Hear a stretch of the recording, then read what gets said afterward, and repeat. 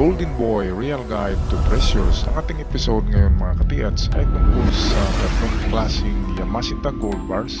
Ito ang Burmese, Cambodian at Sumatran Gold Bars. At paano ba malaman ang tamang timbang nito according sa kanyang sukat? Bago natin yan umpisahan, shoutout muna tayo. Shoutout kina Tomasito Kaasi, Iotikyu Umbak, Victoriano Birundes. Shoutout din kay Cirilo Jaom, Gilbert QB, Marco Hungkulada, Jory Dinsorino, Glenn Mario, Hyacinth Fimia, Danny Flores, User WP5. Shoutout din kay Raul Frangia, Aldrin Jacinto, Robert Cabonilas, Intensity, Angelito Capistrano, Rico Mausisa, Dennis Mordino. And lastly, shoutout tayo kina Tating Nali Mansalay, LJB Misor, Ruin Ruyeras, Francisco Domalos, Madan Canoniga, at kay Julieta Tabuklaon. At sa mga hindi nabanggit na pangalan, shoutout sa lahat. Tayo na ngayon magpatuloy. Okay mga katiyats, merong nagtanong sa atin kung paano nga ba sukatin ang gold bar at gaano nga ba kabigat ang gold bar according sa kanyang sukat, kasi may proportion ng sukat sa bigat nito. At dito natin malalaman ang mga peking gold bars sa hindi peke sa example na ito. Okay, so meron tayong tatlong klaseng gold bars ng Yamashita Treasures. Una dito ay itong Burma. Ang Burma ay classified as 3-star gold bars sa Yamashita Treasures. Kapag makakita kayo ng tatlong star na marka sa gold bar, yan ay Burma gold bars. Okay, at yan ay mga tinunaw ng mga Hapon. Katulad nito, merong marka dyan na kanji at makikita nyo pa ang bubbles. Ibig sabihin totoong tinunaw ito, at ito'y totoong gold. Ayan. Sa likod, yan ang tinatawag na Dory bars, yung hindi pa refined. Yung unang tunaw pa lang yan at hindi pa gaanong makintab. Okay, pangalawang klaseng ginto ay ang Cambodia. Ang Cambodia ang pinakamahal na klaseng gold bar, kaya nga nilagyan siya ng 5 stars. 5-star gold bar siya. At pangalawa diyan ay ang Sumatran gold bars na meron lamang 4 stars, at ang Burma yung merong 3 stars. Okay, ngayon natin umpisahan ito. Ito yung example ng computation kung ano ang halaga ng mga Cambodian, Sumatran at Burmese gold bars. Okay,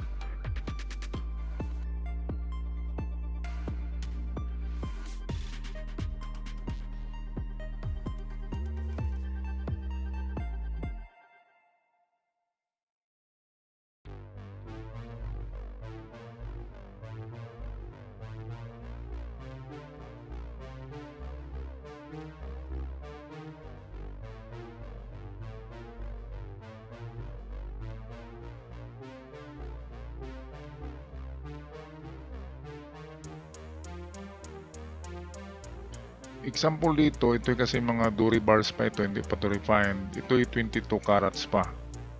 Ito makita nyo dito, 22 carats at hindi yan 24. Kasi ang 24 carats, yun ang may fineness na 0.9999 gold. Okay, 0.1 na lang magiging 100% gold bars. Make that 100% gold. Kasi hindi pwedeng 100% gold ang gold. Meron yung tinatawag na itong impurities yung merong nahalong kunting ibang klaseng metal diyan. Kasi pag purong gold yan, masyadong malambot na siya. Okay, kaya ang mga Duri bars, yung mga tinunaw lamang ng World War II at hindi pa pinakintab, yun ay mga 22 carats lamang. So ito ang example ng mga presyo ng Cambodian gold bars. Ito'y computation 3 taon na ang nakalipas. Okay, ang bigat ng Cambodian gold bars ng Yamashita ay mayroong 6.3 kilograms. Siya ang pinakamabigat. Kaya siya ang pinakamahal. Pumangalawa diyan, 6.2 ang Sumatran gold bars. At ang Burmese gold bars ay mayroong 6.0. Eksaktong 6 na kilo lamang. At ang halaga nito sa peso, kasi yan ay dollars, itong una, ang Cambodian ay nasa 16 million. Mahigit yan.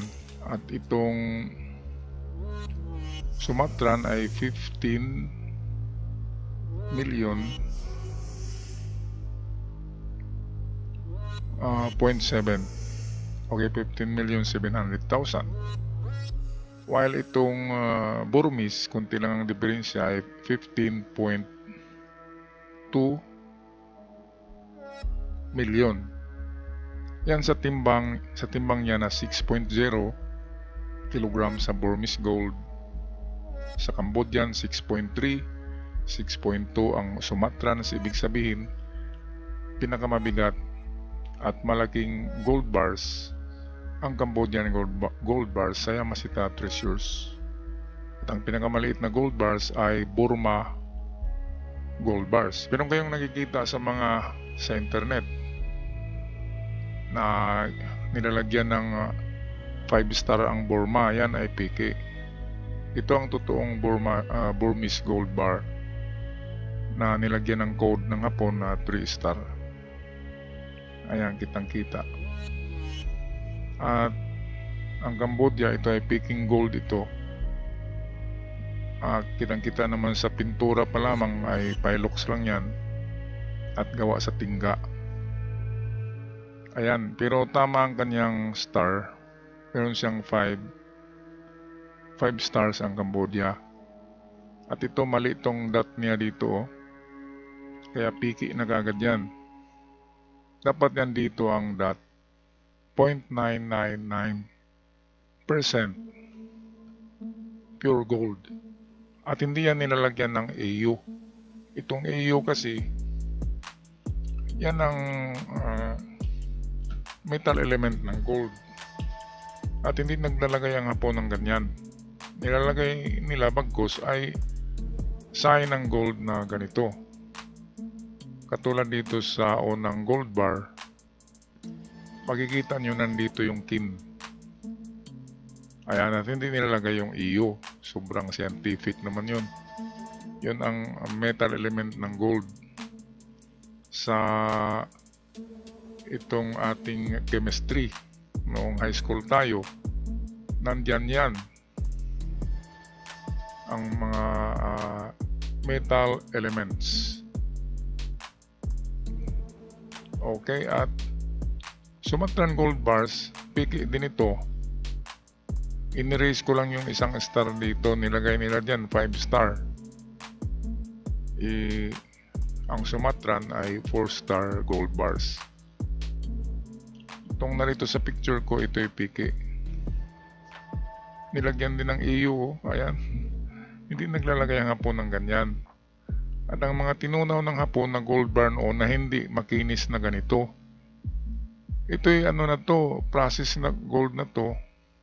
Final process na, pinakintab na. So ito'y 24 carats na. Pero ang totoo, ganito talaga ang forma ng Japanese gold bars na tinunaw. Itong mayroon pang mga bubbles. Tinatawag yan na Duri gold bars. At hindi ganito na makintab. Kung may makita kayong ganyan, hindi na yan na gold bars ng Hapon. Yan ay pre-process na sa paggawaan. Okay, so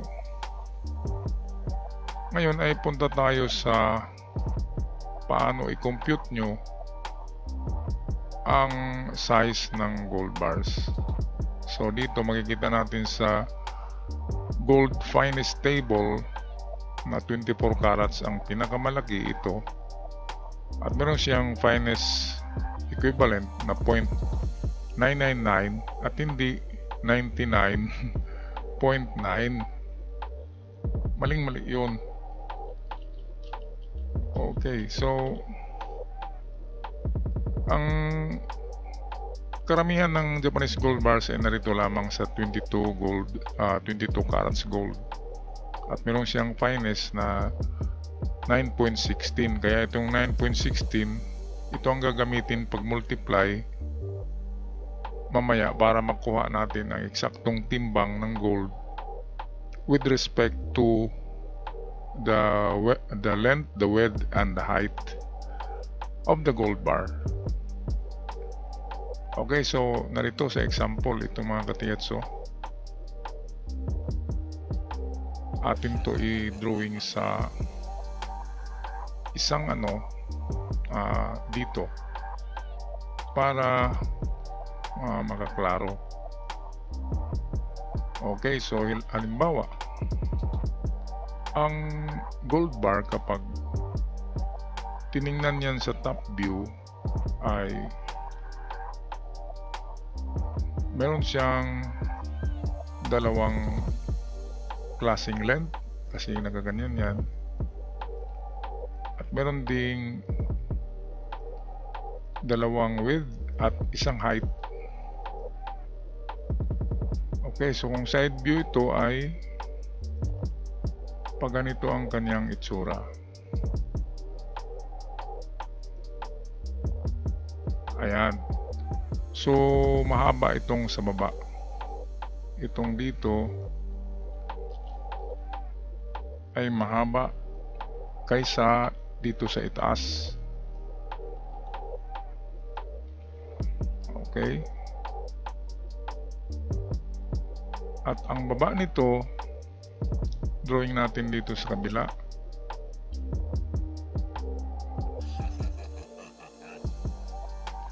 So ayan, so ang baba ay mas mahaba kaysa itaas. Kaya ang formula nito mamaya atin isusulat dito. So ganito yan. Ito yung kanyang length number 2. At itong sa itaas ang kanyang length number 1. So L1 siya. Ngayon ang gawin dyan ay i-add ang L1 at L2 and then divided by 2. So L1 plus L2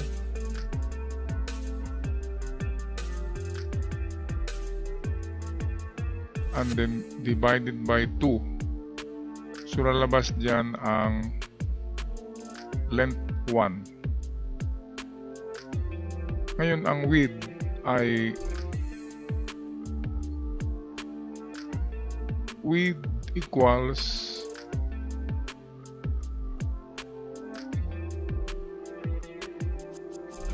ganun din dito. So ang sukat dito, ito'y width number 2 at itong maliit or maiksi ang width number 1. Kaya ganun din i-add yan. Halimbawa ay ang width niyan ay width 1. Halimbawa lang ay nasa 2 inches at width 2 is 3 inches. Ayan, so add ang dalawa at ang lalabas dyan ay i-divide sa 2 at makukuha ang final width. Okay, dito ay final length pala ito. Length final. So width final. Okay, para tayong nag-mathematics nito mga katiats. So patuloy natin. Ngayon example ay lumabas na sa ating computation ang ganito na ang length, final length nito is equals to L1 plus L2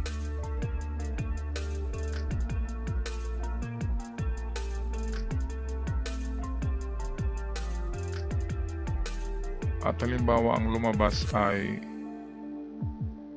12.5 cm at ang final width naman ay yan, WF final width ay of course width 1 plus width 2. Halimbawa ang lalabas dyan ay 9 cm kung ano man ang sukat ng gold bars nyo. So add nyo lang yung mga value dyan sa width 1 plus width 2 divided by 2. Okay, ganun din dito sa kabila, divided by 2 ito. At halimbawa lumabas ang 9 cm. Ngayon kung ang height nito, itong dito, ang height niyan sabihin natin ay 3 cm or yan ay 1 inch mahigit. So height h ang ating ano diyan, height equals to isa lang kasi ang height niya kasi kaya wala lang i-add dito. So final height is 3 cm, example lang to. So yan ay 1 inch mahigit, nasa 1 and 1/2. Okay, so maliit lang to na gold bar itong ating kinumpute. Meron lang siyang height na 1 inch, meron siyang length na nasa 7 inches at ang width nito ay nasa 3 inches mahigit. Okay, kaya kung ating i-add yung lahat na yan, okay, multiply natin ang itong mga product diyan, mga resulta. So 12.5 times 9 times 3 multiply sa gravity, specific gravity of gold. Ang specific gravity ng gold ay constant yan. Yan ay 19.3. Kahit i-ano nyo sa Google, specific gravity of gold, importante yan para makompute ang tamang bigat. So i-multiply din yan dito, 19.3, at ang lalabas dito mga ka-TH ay ang bigat. So ang lalabas dyan ay ganito na figure, 6.513. Yan. Ngayon i-ano lang ang point yan, ilagay ang point, i-move. Halimbawa ito, i-move yan papunta sa 6. Kaya ang lalabas dyan ay 6.53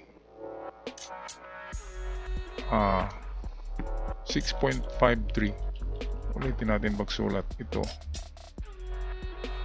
kilogram na itong unit nya. So yan ang pagkuha ng eksaktong bigat. So ibig sabihin hindi eksaktong 6 kilos ang Sumatran gold bars dito sa example. Siya ay meron sobra na 0.513 kilograms.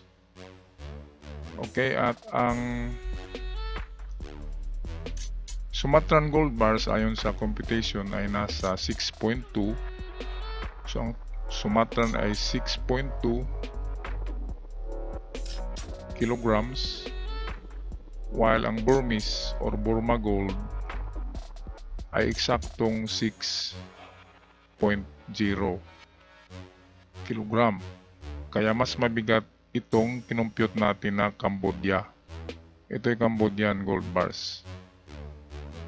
Okay mga katiyat, so very technical ang episode natin ngayon, pero at least alam nyo na kung paano i-compute kapag may ibininta sa'yo na gold bars. I-compute nyo ang L1, L2, width 1, width 2 times the height times the specific gravity na 9.3. Ang produkto niyan, yun na yung kilograms. At kapag tama ang bigat, pag itimbang nyo yung gold bars after nyo makompute na lumabas na 6.513 at may marka siya na Cambodian gold, itimbang nyo. At kapag eksaktong 6.53 ang timbang, ibig sabihin tunay na gold bar yan, kahit hindi nyo pa iasay. Kasi ang mga pigi na gold bars ay hindi talaga yan eksakto ang timbang sa tunay na gold bars. Meron silang diferensya. Okay, so hanggang dito lang mga katiyats ang ating episode ngayon, kung paano nyo i-clarify, klaruhin kung tama ang bigat ng inyong binili or nakitang mga ganyang klaseng gold bars, Sumatran, Cambodian at Burmese gold bars. Ako'y magpaalam na. Maraming salamat. God bless you all at ingat kayong lahat.